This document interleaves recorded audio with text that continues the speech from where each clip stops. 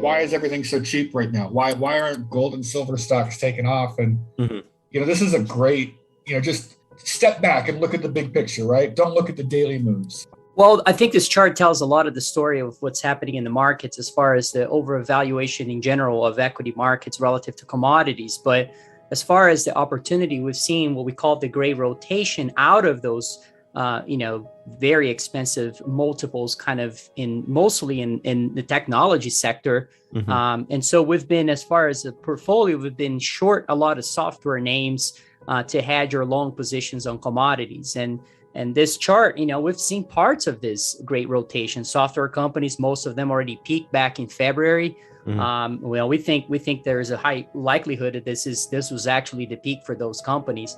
So it's important to think about the leadership of the market changes every 5 to 10 years. And most of the dollars that have been coming into the equity markets has been going solely to technology sector. Now, if you look at the growth stocks today, about 50% of them are technology companies. Only 45% of those companies are actually profitable. So there's a lot of dynamics going on. Most of that money, those are the crowded positions. The top 50 hedge funds, for instance. That's the chart that you're showing. It's insane. The usual argument to this is that, but those companies make a lot of money. No, I just said 45% of them actually make money. It's being masked by most of the very large cap companies. And again, there was a chart, not sure if you can show that I posted recently, showing the PE ratio of the top largest companies in the S&P 500 or actually the US equity markets. Not too far from that. You keep going lower, you're probably going to find it. Let's see. Yep, there you go, right there. Those are trading at about 37 times today. That's the highest level we've seen since the tech bubble. So it's not like those companies are not being priced to perfection. They are. 37 times earnings among the top 10 largest companies in the US equity markets.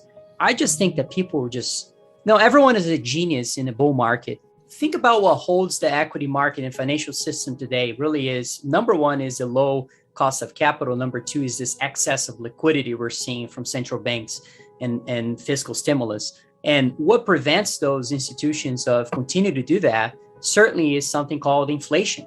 And so I think that we are in a transition where investors are starting to connect the dots, not the stupid FOMC dots. I'm talking about the inflation dots relative to valuations. And so I think we're starting to see some money coming out of money-losing businesses that have been doing terrible. Look at that Goldman Sachs index for companies that are not profitable in the tech space. That's diverging from so many indices. And so it's the large cap side of the market that have not suffered just yet. NASDAQ breadth, I had a chart showing the NASDAQ breadth relative, the company's amount of stocks that are above 200-day moving average collapsing, while basically NASDAQ is near all-time highs still. You don't need to go too far. I mean, just look at the S&P 500 equal weight. It still is at the peak here.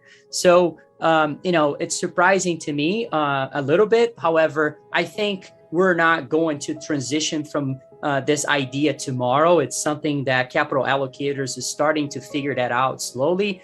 High duration assets, growth stocks are all justified by low cost of capital. I'm not sure if that's going to be the case. I mean, what we have today in regards to the lack of prudence in general from fiscal and monetary side, and on top of it, you have this wage growth spiral that I think it's happening under the surface. And on top of it, you also have this restriction from developing, exploring, and producing commodities in general by political effort to prevent that from happening through the Green Revolution. So it's difficult to not see the outlook for inflation not being sustainably higher going forward. And how in the world will those software companies and high duration stocks in general be able to sustain those valuations? I think it's a hell of a short, in my opinion, if you're a fund. And a lot of people talk about that. Very few people actually put the position on. And so certainly we have that. And it's been difficult. It hasn't been easy, but I think the time's coming. It's certainly the signs are there. One of the things you just mentioned, it's getting more and more difficult to get these metals for political reasons or whatever the reasons are. And we talked before the interview, you mentioned Mexico and South America.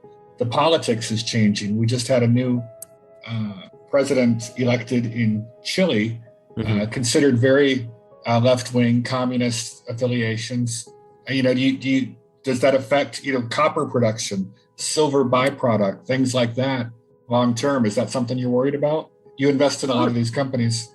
Yeah, 100%. It's been a very worrying about the South American type of shifts that we're seeing in politics. There's no doubt. And Brazil is another one that's going to have elections next year, and could be another one that may have a total shift to the left side. And it's a problem. Most of those natural resource projects that are really high quality are from South America, but there are enough quality projects coming from Canada. So what created to us an opportunity to focus more in Canada, no doubt. And there's enough projects in Canada's, the US, other developed economies like Finland is a great example, Australia.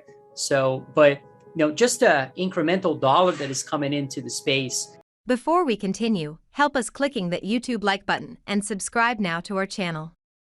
This shows the algorithm that you valued this information, and it helps us spread that message. Sharing is caring. And now, let's continue. I have bad news for you. If you're not rich by now, you're screwed. And if you're in debt, you're even double screwed. How so, you might wonder? Well, the sad truth is that you're working your whole life to make someone else rich.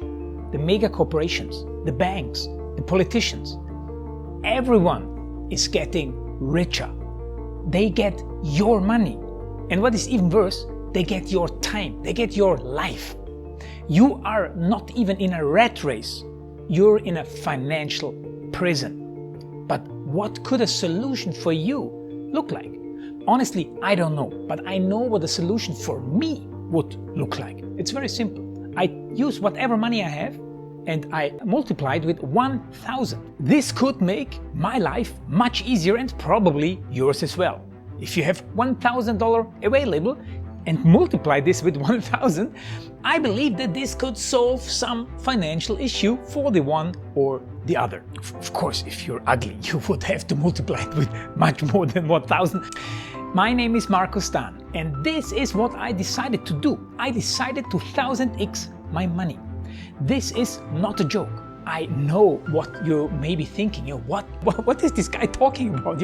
How should this work? This is not possible. Well, I made a detailed video where I laid out my plan. And some clever folks might even want to look at this plan and copy it and do exactly what I do. This is just a little hint on the side. You have two options. You leave, you forget what you have seen. You do whatever you're doing and you hope that somehow you get some other results. Good luck with that.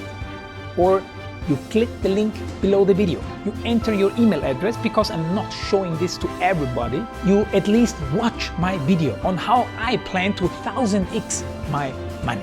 The choice is yours. Make the right choice. Join me. See what a different future you could have.